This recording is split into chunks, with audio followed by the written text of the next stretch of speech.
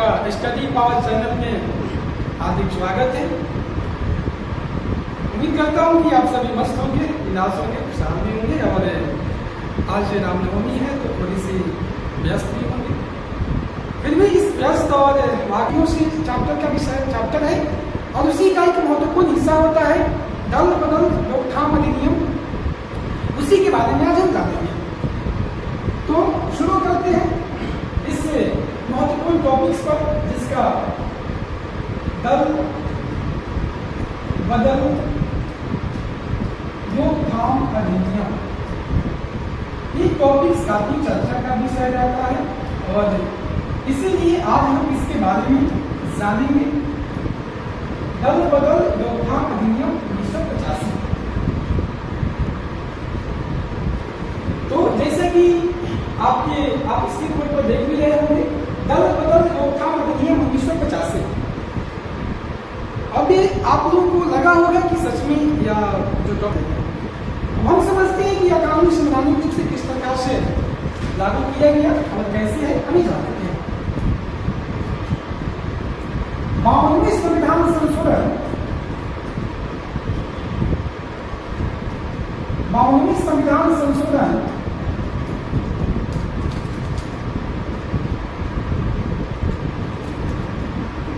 वर्ष 1985 में दल बदल रोकथाम अधिनियम, जैसे कि आप देखिए कि 52वें संविधान संशोधन के तहत वर्ष 1985 में दल बदल रोकथाम अधिनियम वर्ष 1985 को लागू किया गया। आप देख रहे हैं कि 52वें संविधान संशोधन के तहत वर्ष 1985 में दल बदल रोकथाम अधिनियम 1985 को लागू कर दिया गया। यह संविधान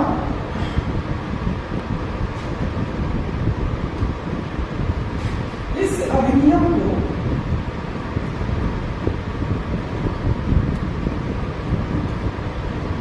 संविधान की 10वीं अनुसूची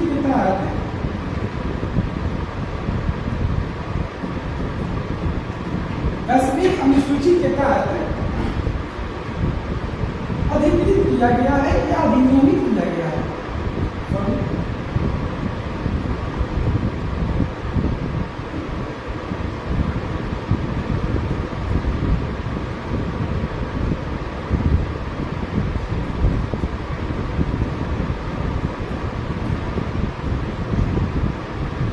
जैसा कि आप देख रहे हैं किसी हमारे संविधान में कैसे लागू किया गया है, यानी 52वें संविधान संशोधन वर्ष 1985 में दल बदल रोकथाम अधिनियम 1985 को लागू किया गया। इस अधिनियम को संविधान की 10वीं अनुसूची के तहत अधिनियमित किया गया है।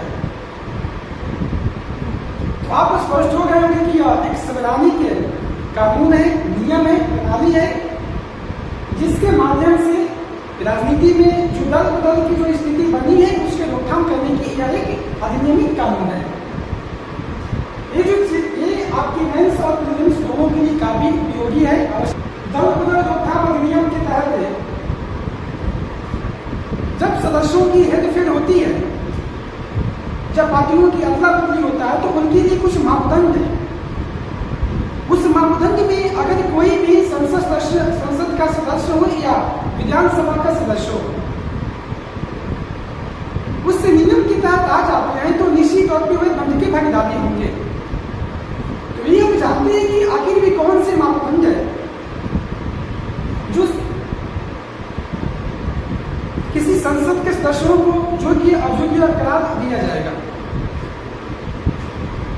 तो सबसे पहले यह हम समझते हैं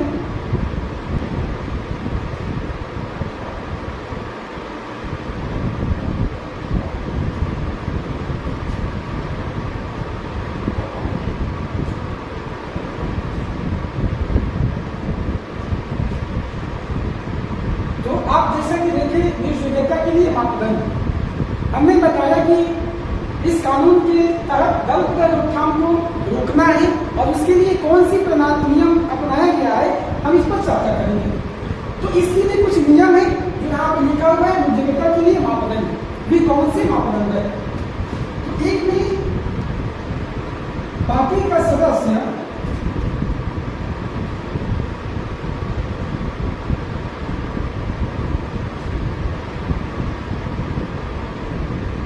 यदि पार्टी का सदस्य अपने ही पार्टी के विरोध में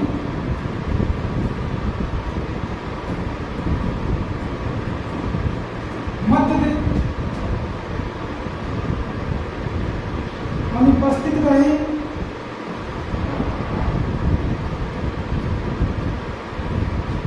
निर्देशों का उल्लंघन करे,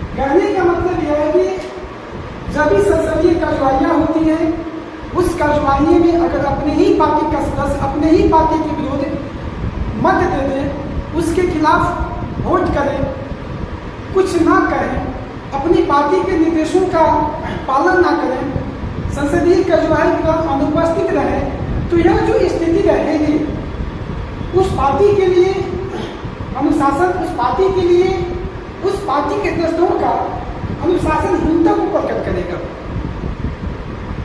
अगर ऐसी स्थिति देखी जाती है तो उसे जो है निर्जुल के करार दिया जाएगा और इसका फैसला जो है विधानसभा या लोकसभा के जो पीठासीन अधिकारी होते हैं वही करते हैं। अब उन दूसरी स्थितियां क्या बनती है,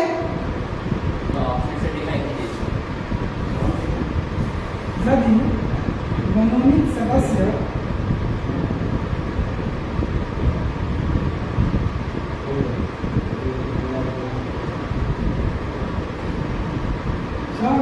बाद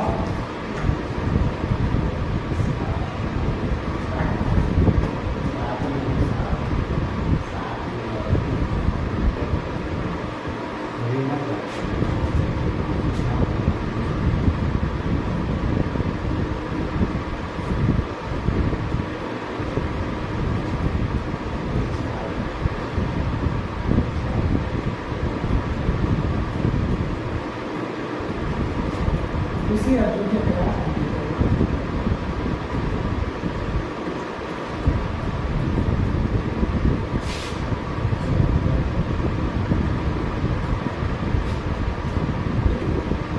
मापदंड।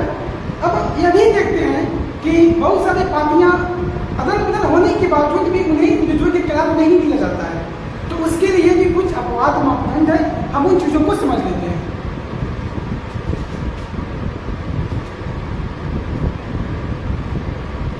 अपवाद ये कौन सी प्रक्रिया है, ये कौन सी व्यवस्था है जिसमें अगर पार्टी के सदस्य अदला बदली करते भी हैं तो उन्हें योग्य करार नहीं दिया जाता है।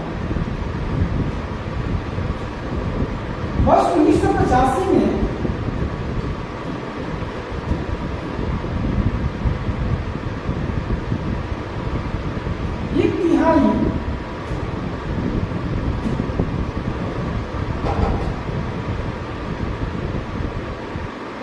एक तिहाई सदस्यों का समूह अपनी पार्टी को छोड़कर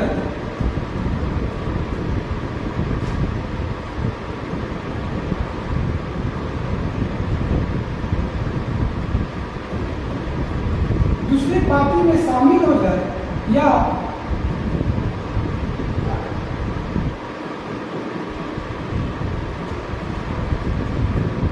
कोई या नया दल का निर्माण करे,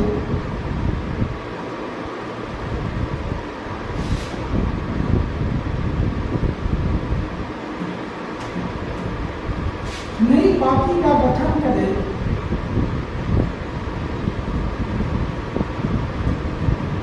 तो इस स्थिति में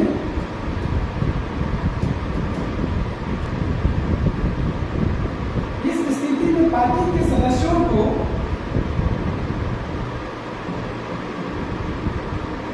अयोग्य करार नहीं दिया जाता है।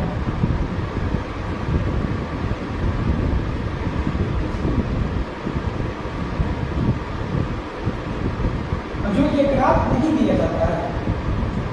तो हमने जो पहली चीजें पढ़ा वो था कि सदस्यों को कैसे सजा।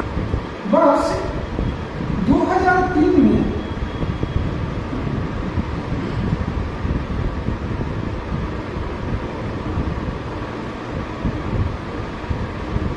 दो तिहाई सदस्यों के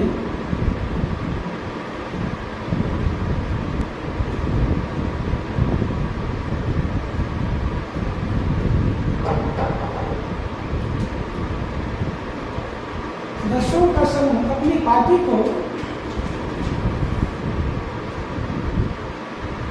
छोड़कर दूसरे पार्टी में चला जाए, दूसरे पार्टी में चला जाए या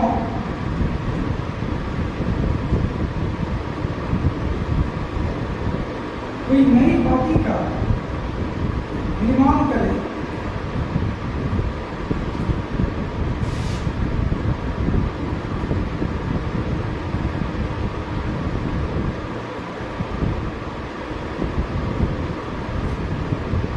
तो उसे अयोग्य करार नहीं दिया जाएगा।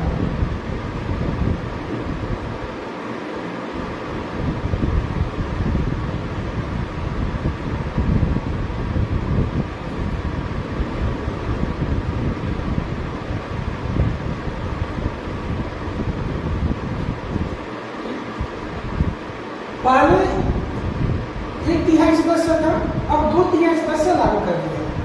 अगर 2/3 सदस्यों को कम 2/3 सदस्यों से अगर कम सदस्य पार्टी को छोड़कर दूसरी पार्टी में जाता है या नई पार्टी का निर्माण करता है तो वह अयोग्य करार दिया जाएगा, वह दंड की भागीदारी होगा। लेकिन अगर वह 2/3 सदस्यों के साथ अपनी पार्टी को छोड़कर दूसरी पार्टी में चला जाए या नई पार्टी का गठन करे तो उसे योग्य करार नहीं दिया जाएगा। जैसा कि हम सभी ने इसके बारे में स्पष्ट तौर पर जान लिया कि क्या है रोकथाम कानून, निश्चित तौर पर यह चीज़ें आपको समझ में आई होगी और साथ ही आप इस देश के एक नागरिक होने के साथ साथ राजनीतिक परिस्थितियों को जानना समझना यह आपका मौलिक अधिकार है, आप जानने समझिए। और साथ ही हम इसी तरह एक नए राजनीतिक सदस्यों के बीच किस प्रकार से उभर मची रहती है, उसके बारे में नई नई किसी मुद्दे के साथ हम आपसे रूबरू होंगे। आप इस चैनल से जुड़िए और साथ ही आप इसी प्रकार से एक नए एपिसोड के साथ हम रोज मिलेंगे। इसी के साथ हम कल राहुल गांधी को लेकर जो संसद में उनकी जो व्यवस्था खत्म हुई है उस पर हम कल ठीक से वीडियो पर चर्चा करेंगे।